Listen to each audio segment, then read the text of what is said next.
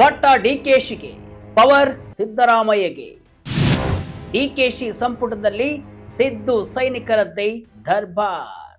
S ವೀಕ್ಷಕರೇ, ಕರ್ನಾಟಕ ರಾಜಕೀಯದಲ್ಲಿ ಒಂದು ಹೊಸ ಇತಿಹಾಸ ಸೃಷ್ಟಿಯಾಗಿದೆ. 16 ವರ್ಷಗಳ ಸುದೀರ್ಘ ಕಾಯುವಿಕೆ, ಹೈಕಮಾಂಡ್ ಮಟ್ಟದಲ್ಲಿ ನಡೆದಂತಹ 16 ಸಭೆಗಳು, ತಂತ್ರ ಪ್ರತಿತಂತ್ರಗಳ ಸರಣಿಯ ನಂತರ ಡಿಕೆಶಿ ತಾವು ಹಂಬಲಿಸಿದ್ದ ಆ ರಾಜ ಸಿಂಹಾಸನವನ್ನ ಏರಿದ್ದಾರೆ. ಕರ್ನಾಟಕ ಕಾಂಗ್ರೆಸ್ನ ವರ್ಷಗಳ ಇತಿಹಾಸ ಹೊಂದಿದ್ದ ನಾಯಕತ್ವದ ಪೈಪೋಟಿ ಕೊನೆಗೂ ಮುಕ್ತಾಯವಾಗಿದೆ. ಆದರೆ ರಾಜಕೀಯದಲ್ಲಿ ಕಾಣುವುದೇ ಬೇರೆ, ನಡೆಯುವುದೇ ಬೇರೆ. ಅಧಿಕಾರ ಹಸ್ತಾಂತರವಾದ ತಕ್ಷಣ ಪ್ರಭಾವದ ಹೋರಾಟ ಕೊನೆಗೊಳ್ಳುತ್ತಾ? ಖಂಡಿತ ಇಲ್ಲ. ಹ್ಯಾಂಡ್ಸ್ ಆನ್ ಪವರ್ ಈಗ ಡಿಕೆಶಿ ಕೈಯಲ್ಲಿದ್ರೂ ಕೂಡ ತೆರೆಮರೆಯಿಂದ ಇಡೀ ಸರ್ಕಾರದ ಸೂತ್ರವನ್ನ ನಿಯಂತ್ರಿಸ್ತಾ ಇರುವುದು ಯಾರು ಗೊತ್ತಾ? ಅದು ಮತ್ಯಾರು ಅಲ್ಲ, ಮಾಜಿ ಮುಖ್ಯಮಂತ್ರಿ ಸಿದ್ದರಾಮಯ್ಯ. ಹೌದು, ಸಿದ್ದರಾಮಯ್ಯ ಮುಖ್ಯಮಂತ್ರಿ ಹುದ್ದೆಯಿಂದ ಕೆಳಗಿಳಿದಿರಬಹುದು, ಆದರೆ ಕರ್ನಾಟಕದ ಪವರ್ ಗೇಮ್ನಲ್ಲಿ ಅಸಲಿ ಕಿಂಗ್ ಮೇಕರ್ ಕಾರ್ಡ್ಗಳು ಎಂದಿಗೂ ಕೂಡ ಇರುವುದು ಸಿದ್ದರಾಮಯ್ಯನವರ ಕೈಯಲ್ಲಿ ಎಂಬುದಕ್ಕೆ ನೂತನ ಸಚಿವ ಸಂಪುಟವೇ ಸಾಕ್ಷಿ. ಇಂದು ನಾವು ಈ ವಿಡಿಯೋದಲ್ಲಿ ಸಿಎಂ ಕುರ್ಚಿಯಲ್ಲಿ ಡಿಕೆಶಿ ಕೂತಿದ್ರು ಕೂಡ ಸಿದ್ದರಾಮಯ್ಯ ಇಡೀ ಸರ್ಕಾರವನ್ನ ತಮ್ಮ ಹಿಡಿತದಲ್ಲಿ ಹೇಗೆ ಇಟ್ಟುಕೊಂಡಿದ್ದಾರೆ, ಸಿದ್ದರಾಮಯ್ಯ ಹೂಡಿದ ಆ ಮಾಸ್ಟರ್ ಪ್ಲಾನ್ ಆದರೂ ಏನು, ಸಂಪುಟ ರಚನೆಯ ಇಂಚಿಂಚು ರೋಚಕ ಕಥೆಯನ್ನ ಎಳೆಯಾಗಿ ತಿಳಿಸಿಕೊಡ್ತೇನೆ. ವಿಡಿಯೋವನ್ನ ಕೊನೆಯವರೆಗೂ ಮಿಸ್ ಮಾಡದೆ ನೋಡಿ.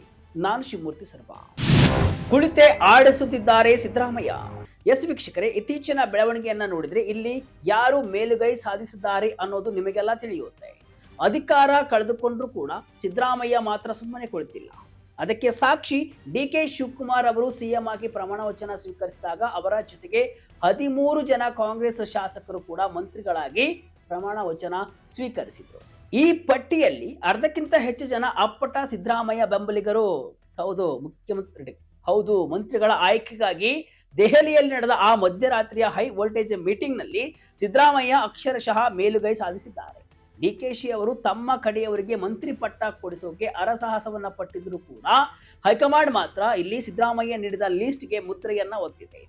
ಇದು ಡಿಕೆಶಿ ಅವರ ಸಂಭ್ರಮದ ನಡುವೆ ಸಿದ್ದರಾಮಯ್ಯ ನೀಡಿದ ಸೈಲೆಂಟ್ ಶಾಕ್ ಅಂತಾನೆ ಈಗ ವಿಶ್ಲೇಷಣೆಯನ್ನ ಮಾಡಲಾಗ್ತಿದೆ. ಸಂಪುಟದಲ್ಲಿ ಸಿದ್ದು ಸೈನ್ಯದ ಮೇಲುಗೈ. ಹೌದು, ಹೊಸದಾಗಿ ರಚನೆಯಾದ ಸಚಿವ ಸಂಪುಟದಲ್ಲಿ ಸಿದ್ದರಾಮಯ್ಯ ಅವರ ಮುದ್ರೆ ಎದ್ದು ಕಾಣುತ್ತಿದೆ.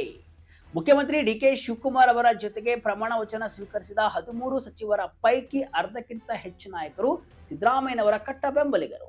ಅಷ್ಟಕ್ಕೂ ಸಿದ್ದರಾಮಯ್ಯ ಬಣದಿಂದ ಸಂಪುಟ ಸೇರಿದ ಆ ಪ್ರಭಾವಿ ನಾಯಕರು ಯಾರ್ಯಾರು ಗೊತ್ತಾ? ಪರಮೇಶ್ವರ್. ಇವರು ಸಿದ್ದರಾಮಯ್ಯನವರ ಆಪ್ತರು ಮತ್ತು ಹಲವು ಡಿಸಿಎಂ ಹುದ್ದೆಗಳು ಇರುತ್ತವೆ ಅಂತ ಡಿಕೆಶಿ ಬಣ ಅಂದುಕೊಂಡಿತ್ತು. ಆದ್ರೆ ಸಿದ್ದರಾಮಯ್ಯ ಮಾತ್ರ ಪರಮೇಶ್ವರ್ ಒಬ್ಬರೇ ಡಿಸಿಎಂ ಆಗಿರ್ಲಿ ಅಂತ ಪಟ್ಟು ಹಿಡಿದು ಗೆದ್ದಿದ್ದಾರೆ. ಇನ್ನು ಎಂಬಿ ಪಾಟೀಲ್ ಲಿಂಗಾಯತ ಸಮುದಾಯದ ಪ್ರಬಲ ನಾಯಕ ಮತ್ತು ಸಿದ್ದರಾಮಯ್ಯನವರ ಬಲಗೈ ಬಂಟ ಅಂತಾನೆ ಹೇಳಬಹುದು. ಇನ್ನು ಸತೀಶ್ ಜಾರಕಿಹೊಳಿ ಅಹಿಂದ ವರ್ಗದ ಪ್ರಭಾವಿ ಧ್ವನಿ ಮತ್ತು ಸಿದ್ದರಾಮಯ್ಯನವರ ಪರಮ ಆಪ್ತ ಕೂಡ.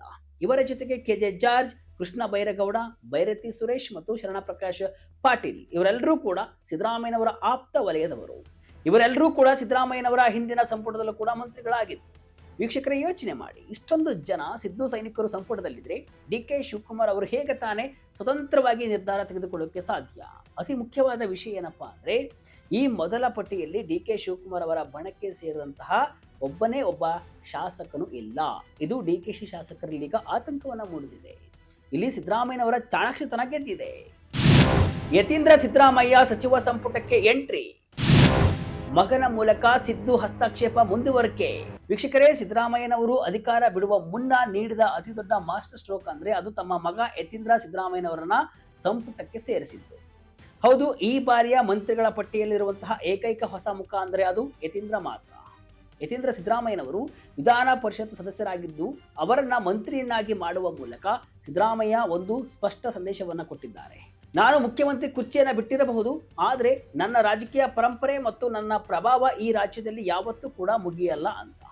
ಯತೀಂದ್ರ ಅವರು ಸಿದ್ದರಾಮಯ್ಯನವರ ಕಣ್ಣು ಮತ್ತು ಕಿವಿಯಾಗಿದ್ದು ಸರ್ಕಾರದ ಪ್ರತಿಯೊಂದು ಫೈಲ್ ಮೇಲೆ ಸಿದ್ದರಾಮಯ್ಯನವರ ಕಣ್ಣು ಇರೋ ಹಾಗೆ ನೋಡಿಕೊಳ್ಳಲಿದ್ದಾರೆ. ತಟಸ್ಥ ನಾಯಕರ ಆಟ, ಅಹಿಂದ ತಂತ್ರಗಾರಿಕೆ. ಸರಿ, ಸಂಪುಟದಲ್ಲಿ ಸಿದ್ದರಾಮಯ್ಯ ಬಣದವರೇ ತುಂಬಿದ್ದಾರೆ ಅಂದುಕೊಳ್ಳೋಣ. ಆದ್ರೆ ಉಳಿದ ತಟಸ್ಥ ನಾಯಕರ ಕಥೆ ಏನು? ಅಲ್ಲೂ ಕೂಡ ಸಿದ್ದರಾಮಯ್ಯನವರ ಸೈದ್ಧಾಂತಿಕ ಗೆಲುವಾಗಿದೆ. ಸಂಪುಟದಲ್ಲಿ ಯಾವುದೇ ಬಣಕ್ಕೆ ಸೇರದೆ ಹೈಕಮಾಂಡ್ ನಿಷ್ಠಾವಂತರಾಗಿ ಗುರುತಿಸಿಕೊಂಡಿರುವಂತಹ ನಾಯಕರಾಗಿದ್ದಾರೆ. ಉದಾಹರಣೆಗೆ ಪ್ರಿಯಾಂಕ್ ಖರ್ಗೆ, ಕೆಎಚ್ ಮುನಿಯಪ್ಪ, ರಾಮಲಿಂಗಾರೆಡ್ಡಿ, ಈಶ್ವರ್ ಖಂಡ್ರೆ ಮತ್ತು ಯುಟಿ ಖಾದರ್. ಇವರು ಉಭಯ ಬಣಗಳ ಜೊತೆ ಸಮಾನ ಅಂತರವನ್ನು ಕಾಯ್ದುಕೊಂಡಿದ್ದಾರೆ. ಆದ್ರೆ ಟ್ವಿಸ್ಟ್ ಇಲ್ಲಿದೆ ನೋಡಿ. ಕಾಂಗ್ರೆಸ್ ಅಧ್ಯಕ್ಷ ಮಲ್ಲಿಕಾರ್ಜುನ ಖರ್ಗೆ ಅವರ ಪುತ್ರ ಪ್ರಿಯಾಂಕ್ ಖರ್ಗೆ ಅವರು ತಟಸ್ಥರಾಗಿದ್ರೂ ಕೂಡ ಅವರ ರಾಜಕೀಯ ಸಿದ್ಧಾಂತ ಸಿದ್ದರಾಮಯ್ಯನವರ ನಿಲುವಿಗೆ ಸಂಪೂರ್ಣ ಮ್ಯಾಚ್ ಆಗುತ್ತೆ. ಸಿದ್ದರಾಮಯ್ಯ ಅವರ ಶಕ್ತಿಯಾಗಿರುವಂತಹ ಅಹಿಂದ ಒಕ್ಕೂಟದ ಪರವಾಗಿ ಪ್ರಿಯಾಂಕ್ ಖರ್ಗೆ ಸದಾ ಧ್ವನಿ ಎತ್ತುತ್ತಾರೆ ಮತ್ತು ಬಿಜೆಪಿಯ ಸಿದ್ಧಾಂತವನ್ನ ತೀಕ್ಷ್ಣವಾಗಿ ವಿರೋಧವನ್ನ ಮಾಡ್ತಾರೆ. ಯುಟಿ ಖಾದರ್ ಸ್ಪೀಕರ್ ಇಂದ ಮಂತ್ರಿಯಾಗಿ ಬಡ್ತಿ. ವೀಕ್ಷಕರೇ, ಸಿದ್ದರಾಮಯ್ಯನವರ ಮತ್ತೊಂದು ರಣತಂತ್ರ ಅಂದ್ರೆ ಯುಟಿ ಖಾದರ್ ಅವರನ್ನ ಸಚಿವ ಸಂಪುಟಕ್ಕೆ ತಂದಿರೋದು.